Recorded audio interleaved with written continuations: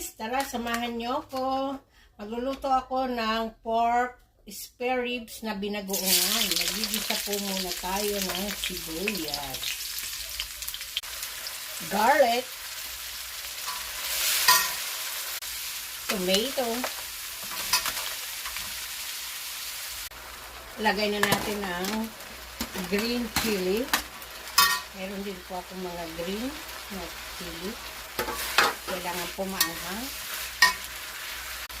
Bagoong. Ayan po, dami-damihan natin yung bagoong. Okay. Ilagay na natin ang pinakuluan na pork. Pinakuluan ko na po siya, pinalambot ko na. Magic sarap. Black pepper.